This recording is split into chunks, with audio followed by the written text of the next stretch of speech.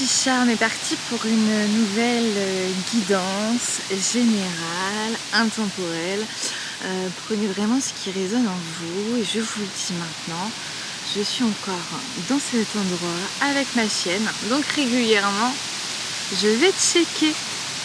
Voilà, on est parti avec les messages de Marie-Madeleine. Surtout quand je ne la vois plus. Ah, c'est bon. C'est bon, je la revois.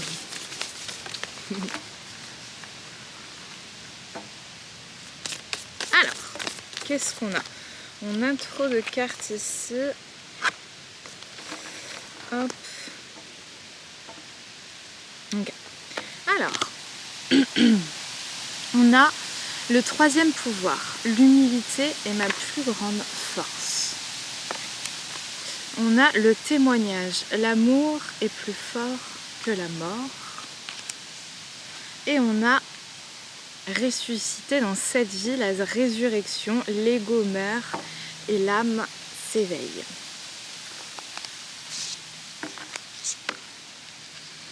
Ok, de quoi on va parler grosso modo aujourd'hui?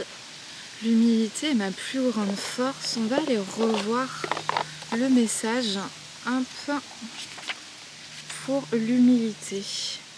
Troisième pouvoir, 34. On a l'ignorance. L'ignorance est notre plus grande faille. C'est la pensée étriquée selon laquelle nous existons en quelque sorte comme le rôle principal d'un film dont le réalisateur est l'ego. L'ignorance est liée à un profond manque de vision. C'est l'incapacité à nous voir nous-mêmes et à voir l'impact de nos actes. Dans l'évangile de Marie, il existe un échange puissant entre la convoitise et l'âme. Dans ce dialogue, la convoitise est ce dont l'ego a envie. Il ne s'agit pas du désir de l'âme, mais des besoins inconscients de l'ego. Ainsi, la convoitise dit à l'âme, dans l'évangile de Marie, « Je ne t'ai pas vu descendre, mais maintenant, je te vois monter. Pourquoi mens-tu puisque tu fais partie de moi ?» Et l'âme répond, « Moi je t'ai vu, toi, tu ne m'as pas vu. Tu ne m'as pas reconnu, j'étais avec toi comme un vêtement et tu ne m'as pas senti. » L'ego pense qu'il est le vrai moi, mais il n'en est en fait que le vêtement. L'ego, ce sont les couches d'identité acquises durant notre vie. Excusez-moi. Mag Mag C'est bien ma belle. C'est bien. Je t'éloigne pas, hein. Ok. Hop. C'est bien petit cœur. Alors, ce qui est vrai, c'est ce qui se trouve derrière tous ces désirs égotiques, l'âme. L'âme qui reste constante pendant que nos désirs égotiques nous agitent en passant d'un besoin à un autre. La manière de démanteler l'ignorance est de voir à travers les désirs toujours changeants de l'ego. C'est voir que les désirs de l'ego sont comme des nuages dans le ciel et que l'âme est le ciel. Nous pouvons essayer de voir l'ignorance pour ce qu'elle est.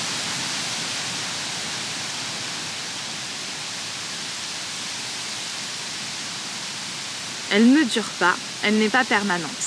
Elle a le potentiel d'être éphémère si nous avons l'humilité de nous demander ce qui se cache sous ce désir de l'ego. L'humilité est notre plus grande force. En laissant tomber les vêtements de l'ego, nous pourrons nous voir plus pleinement et reconnaître ce qui dure. Et si nous avons la force d'être assez humbles pour comprendre que notre ignorance est simplement humaine, alors nous pourrons aussi ressentir que notre pardon est divin. Suis-je prêt à voir qui est plus profond que ce désir de l'ego? Que suis-je prêt à voir qui est plus profond que ce désir de l'ego? L'amour avec le témoignage, donc l'humilité est ma plus grande force, le témoignage, l'amour est plus fort que la mort et la résurrection, l'ego meurt et l'âme s'éveille.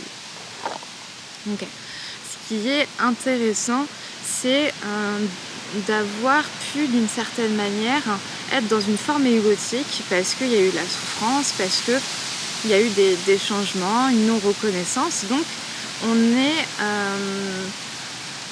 emprisonné par notre ego qui amène diverses émotions, divers besoins de compensation, qui peut par exemple être des addictions ou d'autres types, d'autres formes de compensation extérieure.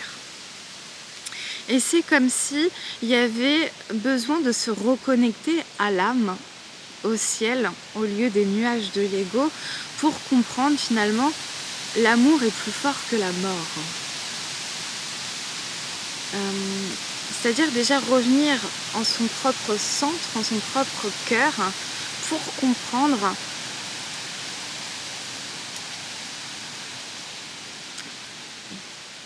qu'il y a de l'amour à travers les situations qui sont vécues.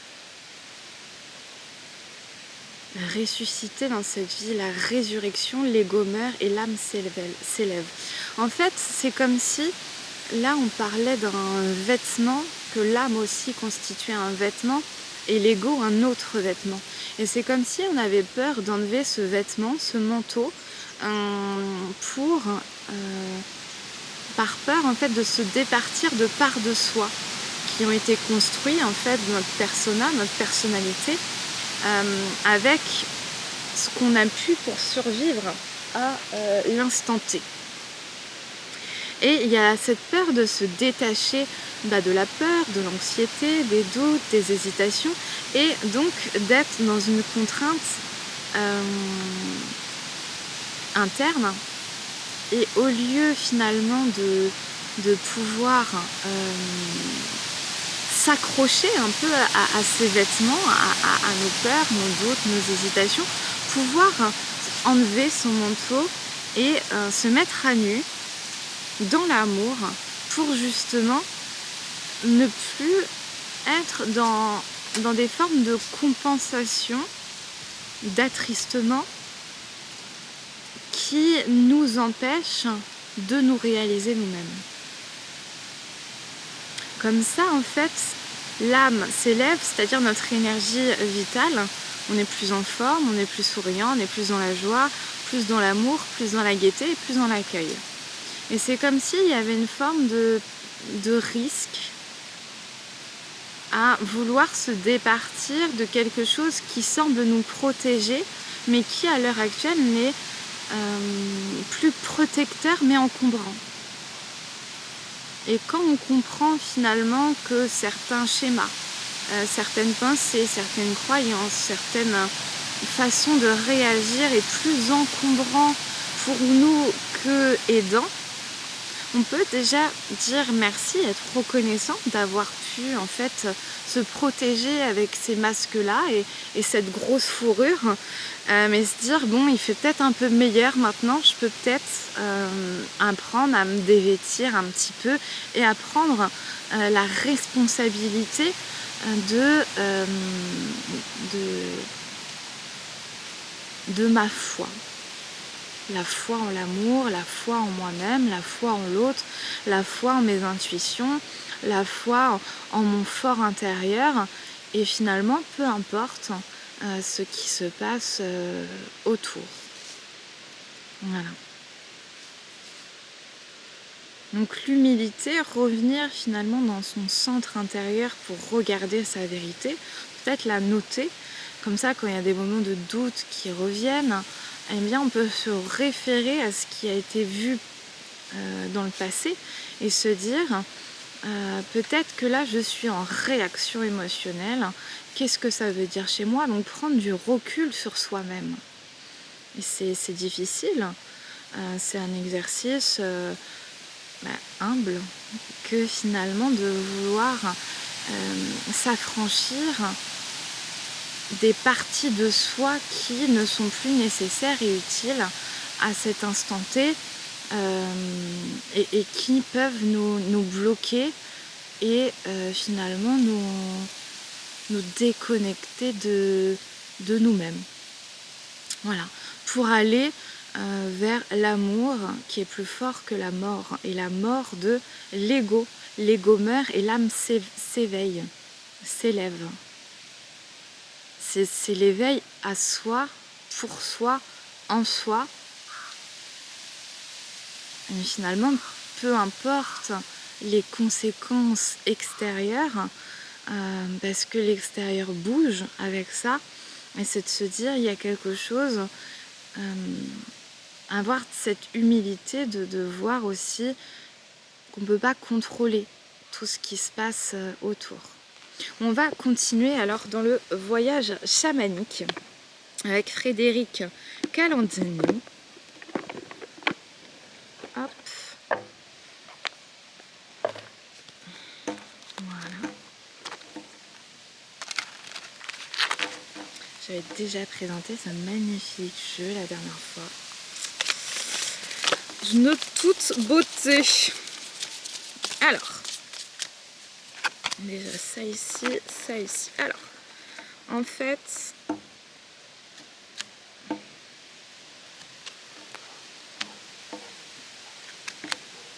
on va voir ici.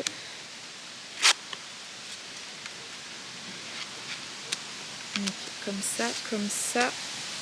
Et donc, ok.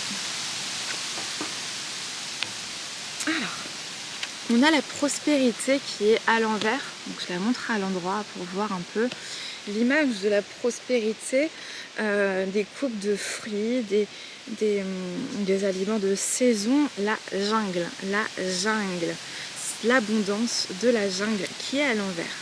Justement, quand on est dans cette posture égotique, c'est-à-dire qu'on continue à pas faire fleurir, qu'on continue avec l'ancien soi en s'y accrochant éperdument, eh bien on est coupé en fait d'une partie de soi et on est coupé de sa spiritualité. La spiritualité, de manière simple, c'est finalement l'éveil à soi, c'est l'éveil à la nature, l'éveil à ce qui est bon pour nous, l'éveil à ce qui est naturel pour nous, notre état naturel, notre état de nature. Et dans cette prospérité qui est inversée, en fait, il y a ce loup avec cet équilibre, avec l'histoire du loup blanc, du loup noir. Il y a un loup blanc et un loup noir en chacun de nous, et c'est celui qu'on nourrit le plus qui va gagner. Et quand on nourrit nos fausses croyances, nos doutes, nos hésitations, nos peurs, notre anxiété, et qu'on focalise là-dessus et qu'on croit avoir raison, ou qu'on croit ou qu'on ne sait pas comment faire pour s'en départir, il y a d'abord besoin de se détacher de ça, d'observer, de se dire effectivement, comme chaque être humain, j'ai un loup blanc, un loup noir. Comme chaque chose, il y a du blanc et du noir en moi qui forment un gris. Rien n'est tout blanc ou tout noir, on est tous gris peut-être. Eh bien, pour retrouver cet équilibre à l'intérieur et faire fleurir plutôt le loup blanc, il y a en gros deux situations, deux choses. Reconnaître l'enfant intérieur, revenir à cette innocence, et dans le même temps, accueillir l'enfant intérieur blessé. C'est-à-dire accueillir les souffrances du passé qui peuvent toujours avoir une résonance actuelle sur notre vie. Et avec la chamane illumination, on a en fait cette illumination de tout part de moi. Si je pars avec un enfant intérieur blessé qui a des attentes particulières, eh bien je vais recevoir cette même blessure en face.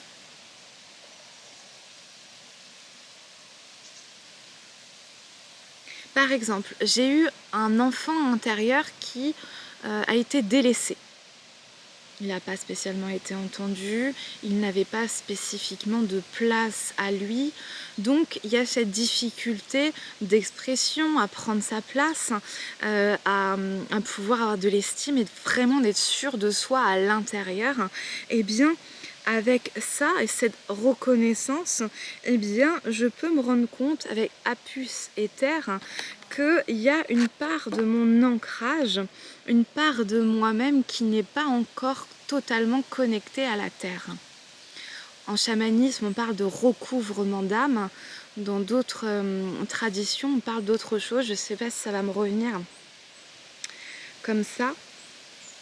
On va voir. Si ça revient, sinon tant pis.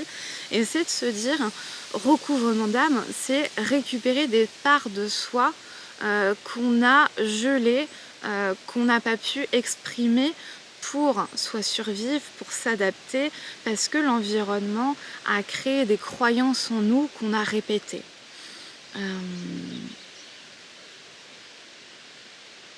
Et en fait, pour gagner en ancrage, pour s'ancrer véritablement à la terre, il y a besoin de cette reconnaissance des parts de nous-mêmes qui ont pu être rejetées, qui peuvent être très belles, comme finalement moins belles sur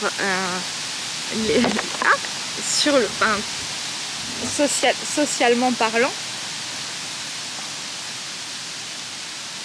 et qui pourtant ont besoin de cette reconnaissance et de la même place que les choses magnifiques et les trésors cachés que l'on a en nous. Hop, j'ai perdu une carte dans l'histoire avec ce vent. Voilà, c'est plutôt bien représentatif. Au bout d'un moment, on égare une carte et moi j'espère quand même la retrouver. On va voir.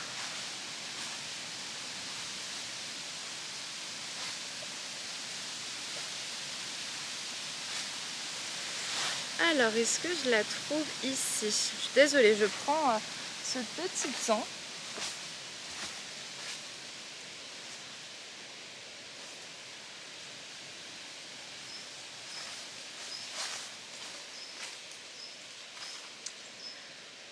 Alors,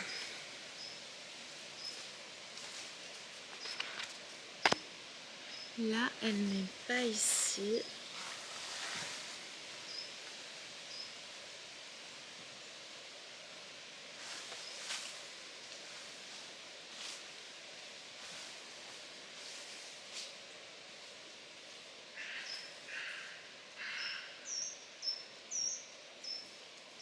Elle est là. Hop. Elle était bien cachée derrière le troisième pouvoir, l'humilité est ma plus grande force. On va la remontrer. Et c'est de se dire, j'ai fait plusieurs fois le tour, j'ai cherché par terre, finalement c'était derrière. Et c'est peut-être apprendre à ouvrir les yeux sur et prendre le temps finalement de chercher pour pouvoir se retrouver. Bon, on va repartir. Alors, on a la sirène et la séduction à l'envers. C'est comme s'il y avait eu l'illusion de si je plais à autrui, si je réponds aux attentes d'autrui, si je suis la bonne petite fille, le bon petit garçon, je vais être aimée, je vais être appréciée, je vais être accueillie.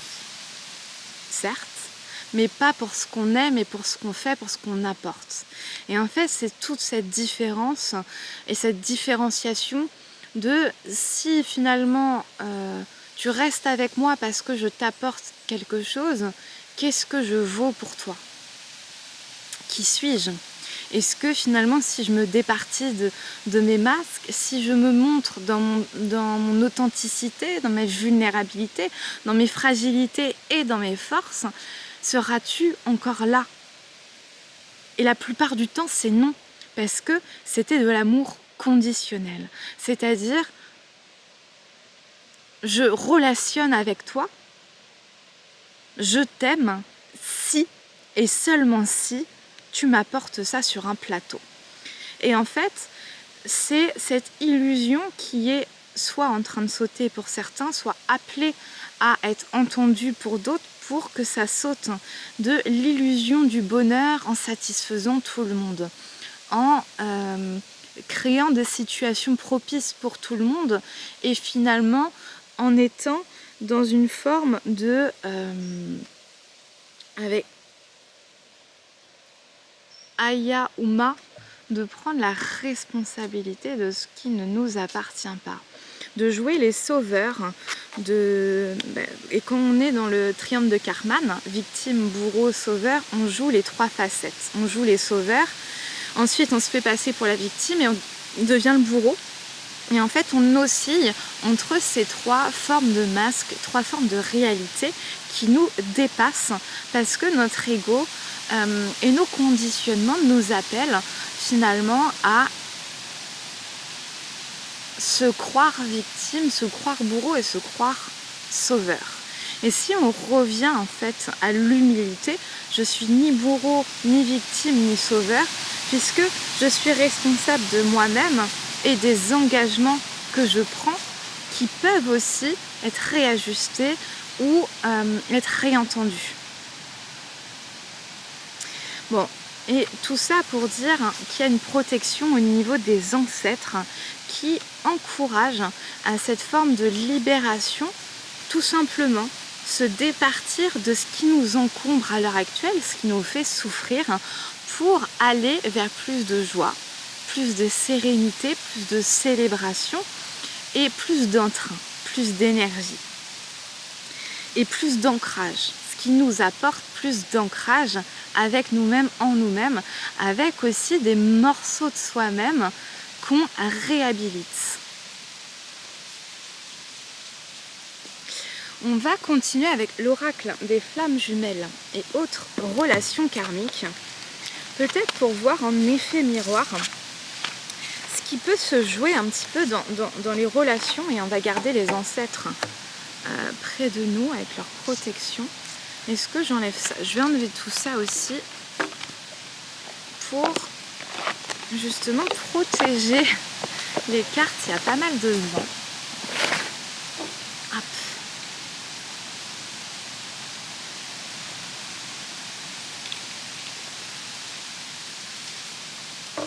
Mag? Ah, c'est bien, c'est bon, merci.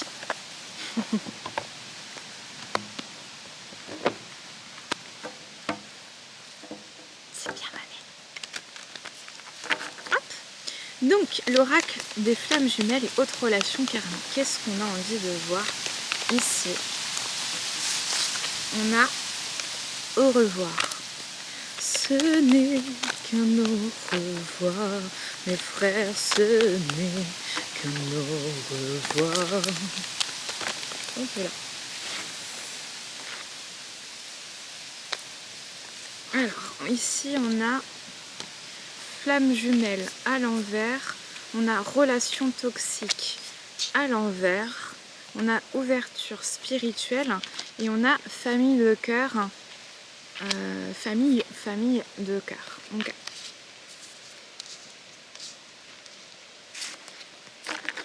Alors moi je vais vous donner ma définition des flammes jumelles en sachant que je ne suis pas spécialiste du tout là-dessus, donc pas de souci pour hop. Ah, okay. Pas de souci pour les contradicteurs ou ceux qui savent mieux que moi sur ce sujet. Mais voilà, petite précaution avant de dire, mais voici ma perception à l'ordre du jour. On a au revoir avec les flammes jumelles à l'envers. Selon moi, ce qu'on appelle de manière théorique flamme jumelle, où tout le monde peut se reconnaître parce que d'un coup c'est merveilleux, c'est intense, c'est je sais pas quoi, selon moi c'est juste 2 blessures qui se rencontrent, qui vibrent. Soit la blessure de rejet va avec la blessure d'abandon, c'est-à-dire le fuyant va avec l'abandon, c'est pas le collant, c'est l'addict, c'est bon, j'ai plus le terme, mais en gros le dépendant affectif, voilà. Le fuyant va avec le dépendant affectif et grosso modo tu as le jeu du chat et de la souris où le fuyant s'en va, l'autre se rapproche, finalement au bout d'un moment si l'autre arrive à s'éloigner pour s'individualiser, là on rentre plutôt dans les théories jungiennes, et bien à partir de ce moment-là, l'autre peut prendre sa place et les deux aussi, et ce n'est plus sur ce côté fuis-moi je te suis-moi je te fuis, et chacun peut s'individualiser et être deux pour trouver un équilibre. Et pour moi, avec cette flamme jumelle à l'envers, eh bien c'est de se dire tous ces schémas un peu répétitifs de je me mets en compétition avec toi, je m'éloigne, je me rapproche et je te dis des trucs et je le fais pas. Et en fait, toutes ces insécurités internes projetées dans la relation sur l'autre, et bien en fait se rééquilibre dans la relation ou à l'intérieur de soi. Si finalement c'est pas une danse à deux et qu'il y en a qu'un qui prend, qui fait un slow au bout d'un moment. Et en fait c'est on appelle le runner pour celui qui fuit et le chaser dans la théorie des flammes jumelles pour celui qui court après. Donc le chaser va commencer à s'individualiser, va commencer à prendre soin de soi et dire au runner, bon, eh bien si tu continues à fuir, tant pis, moi de toute façon je continue d'avancer. L'autre se trouve en état de panique, il peut faire le choix effectivement de partir ou de se mettre au travail. Ça après, c'est la responsabilité de l'un et de l'autre aussi, pour se dire, le chaser peut très bien se dire, bon tu m'offres pas ce que je veux, je vais aller voir ailleurs si finalement je peux obtenir la nourriture que je veux. Mais finalement, aucun des deux ne s'est regardé en face dans le miroir pour aller nourrir les parties de soi qui demandaient en fait dans cette danse à être nourries par l'autre.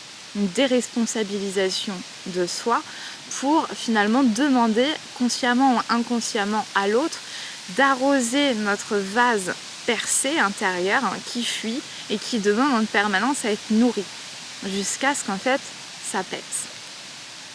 Et bien en fait avec cette flamme jumelle à l'envers et cette relation toxique qui est à l'envers, moi je trouve que c'est de très bon augure parce que c'est comme si tous ces schémas sacrificiels, cette suradaptation à l'autre, c'est je me masque parce que sinon tu vas pouvoir croire ça, ces jeux d'échecs en fait internes et externes, et bien ils sont balayés pour se dire ok, ouverture spirituelle, je vais peut-être prendre le risque finalement de m'ouvrir davantage, d'ouvrir mon cœur.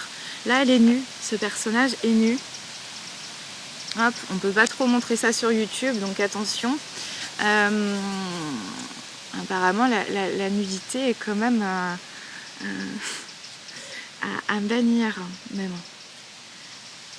Peut-être une protection particulière. Peu importe. Alors c'est pas la politique de YouTube. Eh bien, avec l'ouverture spirituelle, il y a quelque chose qui s'ouvre. L'éveil à soi, pour soi, et qui va nourrir aussi la relation. Ça peut être aussi avec l'autre. Voilà. Je m'éveille aussi à travers et avec l'autre, avec la relation, avec... Voilà, c'est bon, je l'ai repéré. Ce que m'offre l'autre comme effet miroir. Parce que celui de l'autre est fuyant et moi, je suis accrochée et j'arrive pas à me départir de ça. Déjà, les deux souffrent d'une manière différente. Et en fait, je demande à l'autre de me nourrir. Et l'autre dit, là tu me demandes trop, c'est trop pour moi et je peux pas t'offrir. Et peu importe ce qu'on lui demande ou qu'on lui demande pas, c'est intégrer dans notre énergie de il va m'en falloir toujours plus. Plutôt taper sur l'anxiété pour le dépendant affectif et sur l'autre la fuite, le rejet qui est aussi l'anxieux déguisé en je m'en foutisme. Parce que d'un coup, je vais croire que l'autre va me départir de ma liberté, que je vais plus avoir de frontières, parce qu'il y a ce truc fusionnel qui est attendu. Et en fait, c'est trouver cet équilibre fusion-défusion pour fusionner à des moments, pouvoir défusionner et être bien dans les deux circonstances. C'est pas si évident en fonction du chemin de vie qu'on a ou qu'on a eu. Et en fait, c'est cette reconnaissance de la famille de cœur, de soit je t'ai choisi, parce qu'on a quand même ce au revoir, soit je t'ai choisi, mon cœur t'a choisi à un moment donné, et je te remercie d'avoir été là, je te remercie d'avoir pu comprendre certaines de mes failles, d'avoir pu mettre en lumière à travers finalement ton écriture particulière de la vie, ce que j'avais encore à régler en moi. Et en fait, voilà, il y a cette reconnaissance pour aller vers un éveil, vers soi, en soi, qui nourrit aussi son rapport à l'autre. On a promesse karmique bloquante. Selon moi, c'est en fait nos émotions. On a des loyautés inconscientes avec notre famille, notre clan, ou ce qu'on a envie de représenter. Une forme d'identité, une étiquette qu'on s'autocolle à la peau parce qu'on nous l'a collée. Et maintenant, c'est nous qui nous traitons de la même manière qu'on nous a traités hier. Donc en fait, il y a émotionnellement quelque chose qui nous ramène toujours à manger le même plat avec la même sauce parce que justement, il n'y a pas eu cette décristallisation émotionnelle. C'est-à-dire qu'on n'a pas fait bouger le cocotier pour se départir des émotions qui étaient cristallisées, qui étaient figées à l'intérieur de nous et qui demandent finalement du mouvement, de la peps attitude et des soins particuliers pour arriver avec de l'introspection, de la conscientisation. On revient à être humble aussi avec soi-même et être patient pour arriver en fait à se départir de ce qui nous colle plus à la peau et ce qui est toxique pour nous et aussi pour l'autre dans nos rapports à l'autre. Pour arriver justement à cet amour inconditionnel. Je t'aime, donc je suis. Qui a dit ça en chanson ? Je crois que c'est Grand Corps Malade, pas sûr à 200%. Calogero, qui peut dire je t'aime donc je suis. Qui peut dire je t'aime donc je suis. J'ai plus la rêve, j'ai plus la chanson, mais je trouve ça magnifique. Qui peut dire je t'aime donc je suis. Incroyable. Eh bien, en fait, au lieu d'être dans ce fuis-moi je te suis-moi je te fuis, qui parle plus de blessures, rejet et abandon, trahison, injustice et humiliation, quand on reprend les travaux de Lise Bourbeau sur les 5 blessures qui empêchent d'être soi-même, qui explique très bien ces concepts, et bien là, on se départit de ces chaînes, hop, on est ensemble, on n'a plus nos chaînes, nos petits Scooby-Doo-Bidou, là on les enlève et puis on devient amour et amour inconditionnel. De se dire je t'aime sans condition. Par contre, dans la relation, je pose mes conditions. Je te dis, bon moi j'ai besoin de ci, j'ai besoin de ça, ok, moi si je peux pas t'offrir ça tout de suite, comment toi-même tu peux te nourrir? Ok, eh bien je peux peut-être me nourrir en faisant du sport, en faisant une activité, en appréciant d'autres choses, comme là en allant dans la nature, en cueillant des fleurs sauvages, peu importe. C'est de se dire, je n'ai pas à attendre que mon partenaire puisse combler tous mes besoins. Par contre, je peux les exposer et l'autre peut me dire, bon ça je peux, ça je peux, ça c'est plus compliqué. Donc de temps en temps, peut-être que je peux faire des efforts là-dessus, je peux faire un chemin là-dessus, mais peut-être que je peux pas tout. Et c'est être aussi à l'écoute de soi, à l'écoute de l'autre, à l'endroit où il est, où on est, pour justement faire cette danse avec, dans cette relation, qu'est-ce que je peux nourrir, quelles sont mes propres limites. Apprendre à mettre ses limites internes, ses frontières. pour justement être dans un équilibre relationnel. L'équilibre entre se donner et se recevoir. Parce que quand on entre dans ce schéma sacrificiel de je te donne plus que je ne vais recevoir, eh bien déjà ça peut faire fuir l'autre parce qu'il se dit déjà tu me donnes trop, je t'en ai même pas demandé autant. Ou l'autre peut se dire bon j'ai besoin que tu me donnes encore davantage, mais plus tu me donnes plus je fuis. Donc assez ambivalent.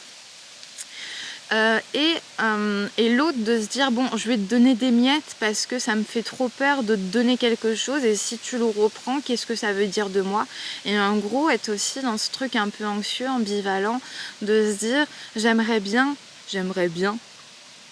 mais je peux point, et c'est un peu cette danse là qui joue, qui est assez mortifère en fait émotionnellement à l'intérieur pour l'un comme pour l'autre, de manière différenciée.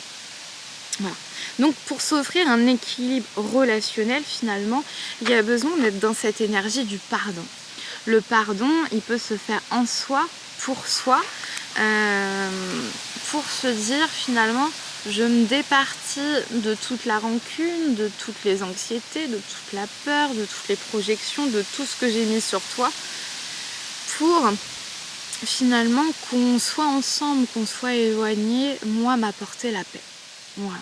Je m'apporte à moi-même la paix en tâchant au fur et à mesure de me départir ce qui a pu m'alourdir et prendre la responsabilité de ce que j'ai appris, de ce que l'autre m'a fait apprendre, pourquoi pas ce que l'autre a pu apprendre aussi, et de se dire bon, on peut pardonner cette fuite émotionnelle. La famille de cœur, en dessous de la famille de cœur, il y a cette fuite émotionnelle.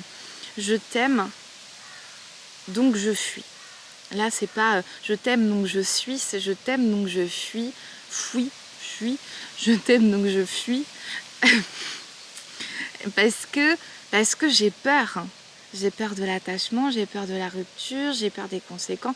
J'ai tellement peur que je vais plus écouter ma peur que l'amour, et je fuis. Je m'en vais, je ne prends pas mes responsabilités. Et cette danse, s'il y en a un qui fuit, c'est que l'autre aussi, mais l'a peut-être pas intériorisé. Ça veut dire que les deux font la même danse. Si je suis attirée par une certaine personne à un moment donné, c'est qu'il y a des choses en fait en commun, c'est qu'il y a une danse en commun. Une danse, c'est à deux qu'elle se fait. Je prends 100% de la responsabilité de mon système, l'autre a 100% la responsabilité du sien. Et se dire, si lui il fuit, c'est que moi-même je fuis aussi. Je fuis la vulnérabilité, je fuis le fait d'être démasquée, parce que si je me démasque et qu'on voit un petit peu mieux qui je suis, moi aussi je vais avoir peur que l'autre finalement trouve que je suis une imposture, la personne qui avait pu aussi m'idolâtrer ou être dans une forme d'admiration. Oui, mais si je te montre la version de moi la plus dégueulasse, la plus sale et finalement la plus vulnérable, vas-tu encore m'aimer?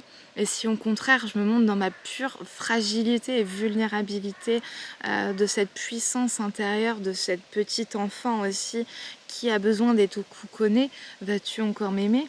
Et si je me montre forte et indépendante, vas-tu encore m'aimer?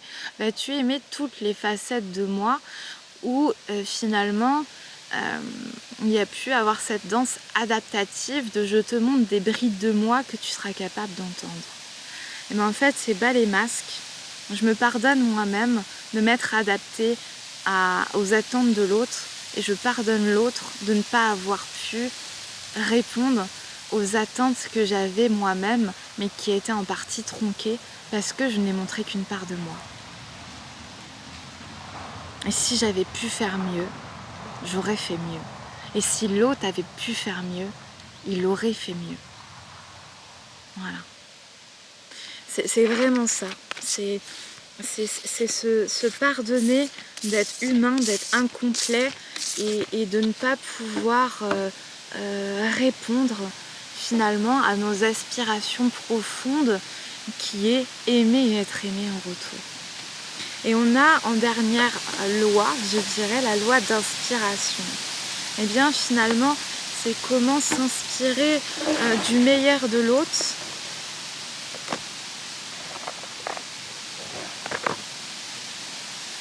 sans se sentir piégé par le pire. Voilà, en comprenant que le meilleur de l'autre lui appartient, m'appartient aussi un petit peu, parce que je partage ce meilleur. Et le pire, ça lui appartient aussi en propre, mais ça m'appartient aussi un petit peu parce que je partage aussi ce pire. Parce qu'on est humain, parce que si on vibre ensemble, c'est que finalement on porte chacun le meilleur et le pire de l'autre à différentes échelles, à différents degrés de nous, et qu'on n'a peut-être pas reconnu totalement tant le pire comme le meilleur en nous. Donc peut-être apprenons à voir l'autre comme un miroir de ce que moi-même je n'ai pas pu intégrer, de ce que l'autre, elle non plus, n'a pas pu intégrer. Et là, ça met peut-être une certaine forme de distanciation, de distance avec l'injustice, avec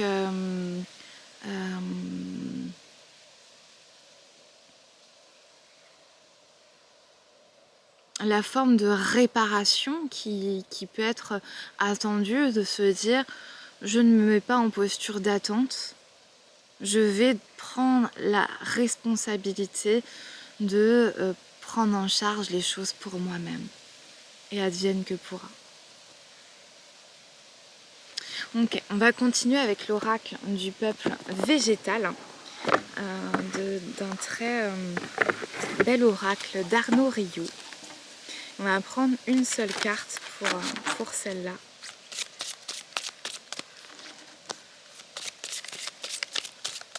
Hop, je mélange une troisième fois et je coupe, ce sera celle-là.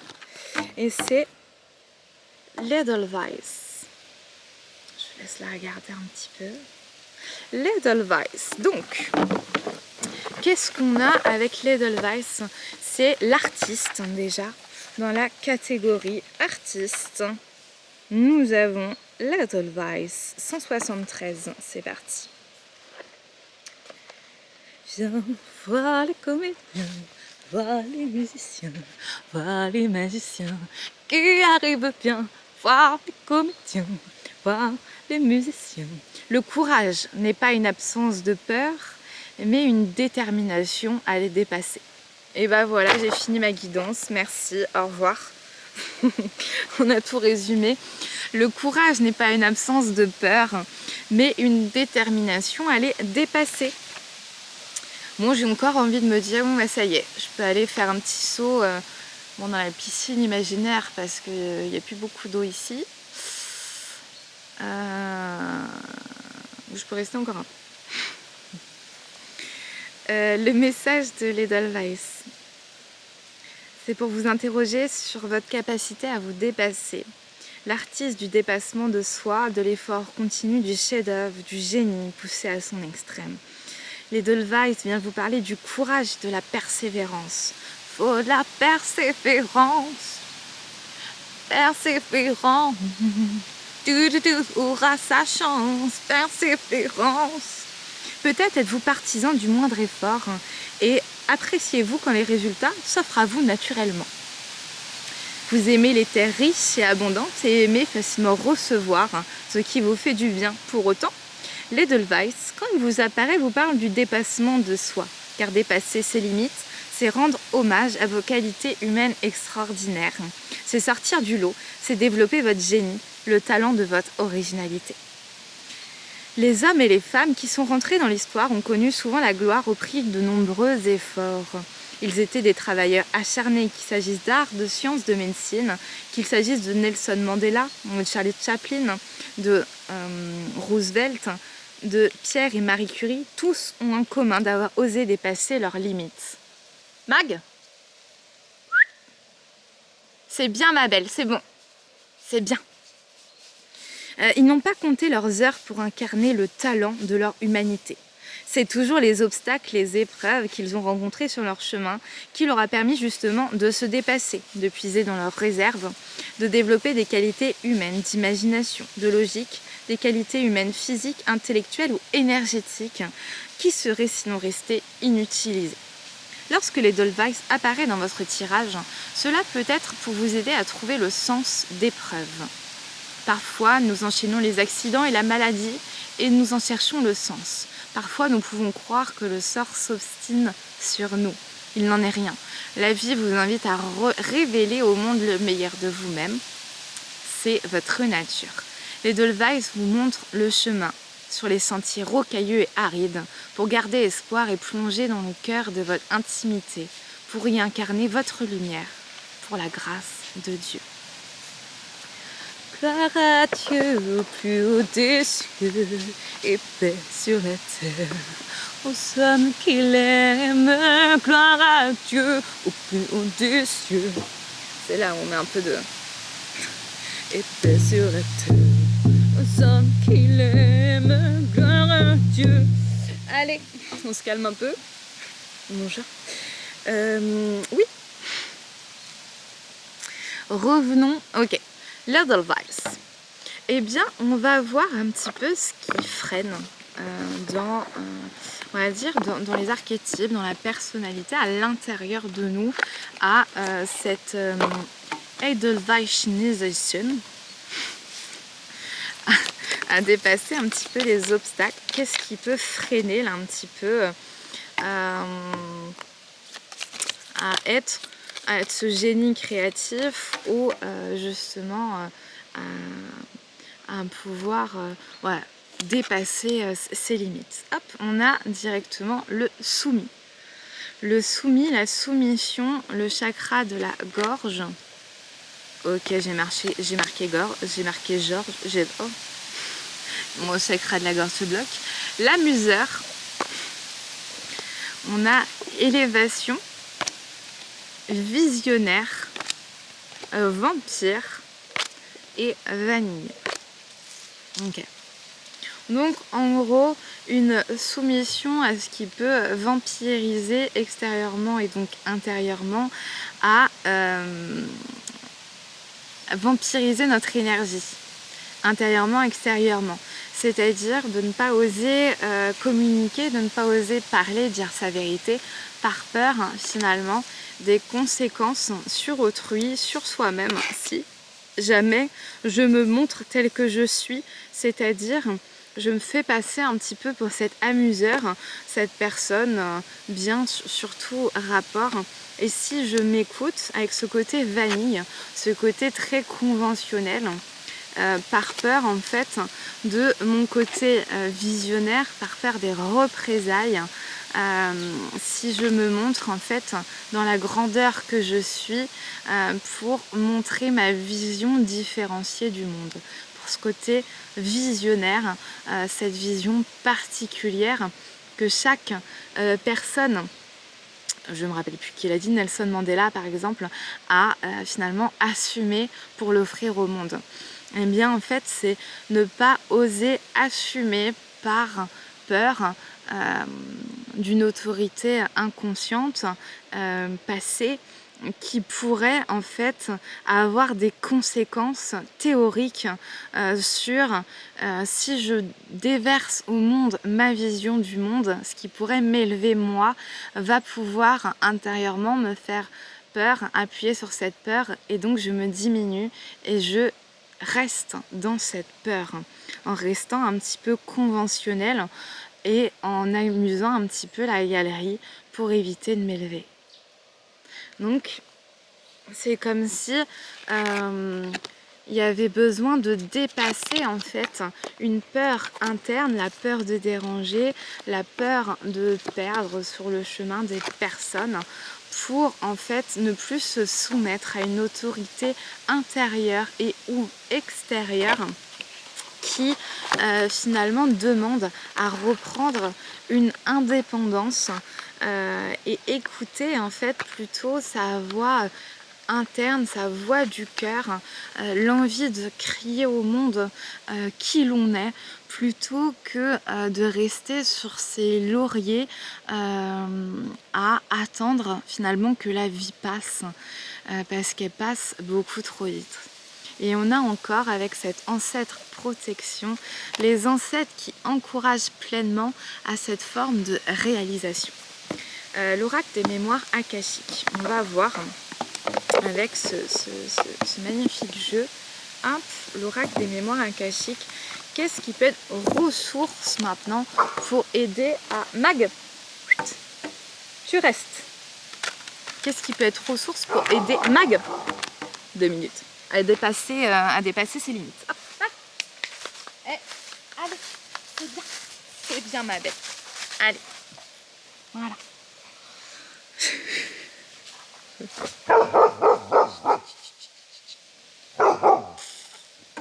Elle fait la garde même dans un parc. Son territoire est partout, faites attention.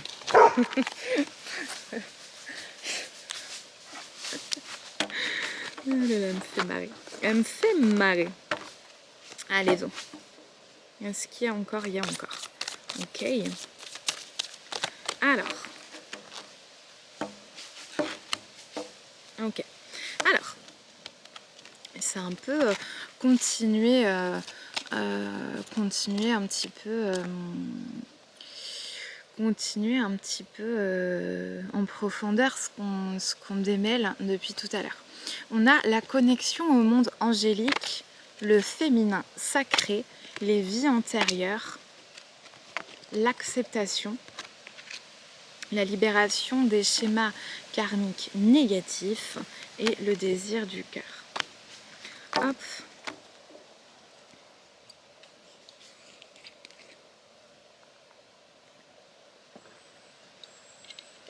L'homme est un pont entre le ciel et la terre, entre les énergies célestes, divines et Gaïa, la terre. Et en fait, c'est cette reconnexion à son milieu un petit peu angélique, galactique, à cette terre un petit peu sublime, à sa magie intérieure, à travers son féminin sacré, c'est-à-dire son intuition, sa réceptivité, sa sensibilité, qui va permettre en fait d'accepter les vies antérieures, tant dans ses merveilles que dans ses profondeurs de l'ombre. Accepter pleinement ce qui a été vécu et ce qui est maintenant, pour libérer justement les anciens schémas karmiques négatifs, c'est-à-dire toutes les attachements inconscients, toutes les croyances, tout ce qui peut nous freiner de manière négative au fur et à mesure du temps, de l'espace, pour aller vers le désir du cœur. Qu'est-ce qui me fait vibrer? Qu'est-ce qui me fait vraiment du bien? Qu'est-ce qui m'exalte? Et si j'écoute mon cœur, où j'ai envie d'aller? Et c'est ça qui est en train de s'ouvrir. C'est finalement une reconnexion à soi à travers sa propre intériorité, ses portes intérieures, pour accepter ce qui a été, s'en libérer pour aller vers ce qui nous tient véritablement à cœur. Donc écoutez en fait le désir du cœur, la voix du cœur, la voix de l'amour. Ok, on revient avec les messages de Marie-Madeleine. Hop. On refait un petit tour avec le feu divin des archanges.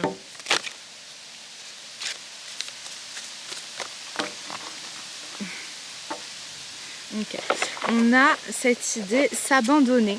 Je suis entre de bonnes mains, donc le lâcher prise et l'union. Mon moi et mon âme ne font qu'un. Voilà, de pouvoir en fait lâcher prise et de pouvoir s'abandonner à ce qui est, comme on sait. Et c'est pas une mince affaire quand on a pris l'habitude d'être plutôt dans l'action, dans la persévérance, dans son masculin un petit peu, de pouvoir lâcher et rentrer dans son féminin, rentrer dans son intériorité, dans sa vulnérabilité, et pouvoir l'offrir au monde aussi une seule carte.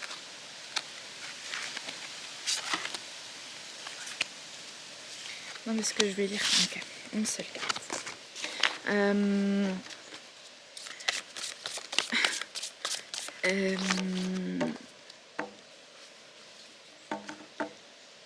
Qu'est-ce que je disais? Oui, que c'est ça, de faire deux choses en même temps. Quand on a eu l'habitude d'être dans son masculin, donc dans l'action, dans la persévérance, d'un coup de se dire je m'abandonne, c'est quoi? C'est rien faire, Et qu'est-ce qu'on peut se raconter? Qui suis-je? Est-ce que je suis une feignasse? D'un coup, j'ai peur de quoi en m'abandonnant, en m'adonnant au repos, en laissant un petit peu de vide, de silence et d'espace? Qu'est-ce que ça anime en moi et où dans le corps? Et en fait, rester avec ça, de se dire si d'habitude je comble avec quelque chose. Moi, je pense par exemple avec la cigarette, hop, j'ai un peu d'anxiété, d'angoisse, ma consommation de cigarettes augmente un petit peu. Eh bien, pourtant c'est un objectif d'arrêter, et pour l'instant cet objectif n'est pas atteint. Voilà, c'est comme ça. Eh bien, au lieu de fumer tout de suite, par exemple, et c'est qu'un exemple comme ça, est-ce que je peux respirer avec l'anxiété et ne pas combler en fait à travers la cigarette mon anxiété? Je pourrais fumer après, ok, c'est bon, mais ne pas combler en fait mon émotion à travers quelque chose. Laisser des temps de respiration, un petit peu d'espace déjà. C'est déjà quelque chose de gagné. Hop, je vois que j'ai plus qu'une barre de batterie, donc on va aller voir directement avec Ariel, le feu divin des archanges, son message. La force du cœur. On est beaucoup dans l'amour, dans le cœur.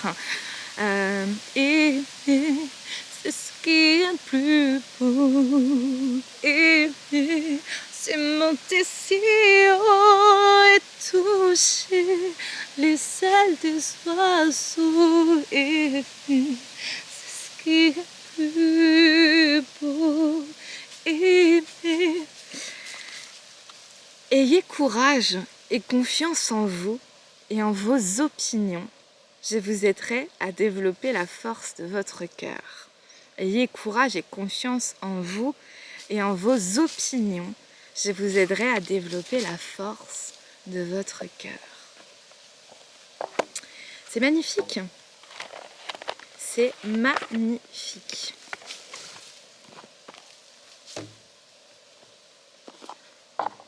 Je sens en fait un petit peu d'anxiété. L'anxiété, c'est de la peur du futur, donc c'est l'anticipation négative du futur. Voilà. Donc l'anxiété, c'est l'histoire que je me raconte par rapport à ce qui pourrait se passer négativement dans le futur. Il y a quelque chose qui vient appeler sur l'anxiété, et en fait on a peur que ça recommence, on a peur, et c'est ça. C'est à se regarder, qu'est-ce que j'ai pas envie que ça recommence. Et peut-être déjà c'est un des commencements. Par exemple, vous n'êtes pas seul. Isolement, connexion physique, communauté. Vous n'êtes pas seul, vous n'êtes jamais seul. Voilà, moi et mon âme ne font qu'un. Donc c'est finalement déjà, il y a cette propre connexion avec soi-même, et on n'est jamais seul avec soi-même. Quand on s'aime suffisamment, on est déjà avec soi, donc on n'est jamais seul. Et au contraire, des fois on peut être avec du monde et se dire je me sens plus seule avec du monde qu'avec moi-même. Ça c'est déjà un bon signe. Confiance et timing. Faites confiance à la vague qui vous porte, vous avez le temps. Voilà. La patience, le temps et la persévérance. On va pas chanter, faut de la persévérance, mais presque. je sais plus dans quel jeu c'était, la persévérance, c'était le magnifique message de l'oracle du peuple végétal avec l'Edelweiss, cette persévérance vers la voie du cœur, la voie de son cœur. Et ça, c'est le plus beau cadeau qu'on puisse s'offrir et qu'on puisse offrir au monde finalement, c'est cette ouverture de cœur et offrir sa sensibilité dans un monde finalement qui nous amène plutôt dans la performance, dans le faire, dans l'action, plutôt dans le côté masculin, dans la dureté. Et si on apporte cette vulnérabilité, cette puissance de cette sensibilité, mais qu'est-ce que c'est beau en fait, qu'est-ce que c'est puissant.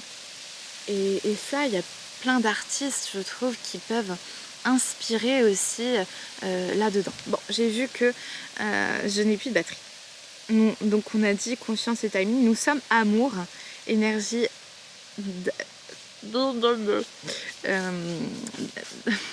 je l'aurais pas.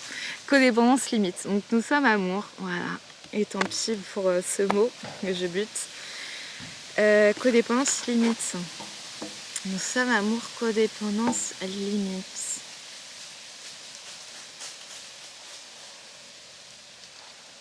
Bon.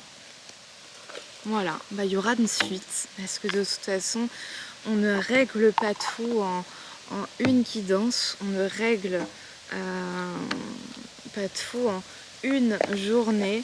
Donc, comme dirait Naman, à chaque jour sa leçon, à chaque guidance sa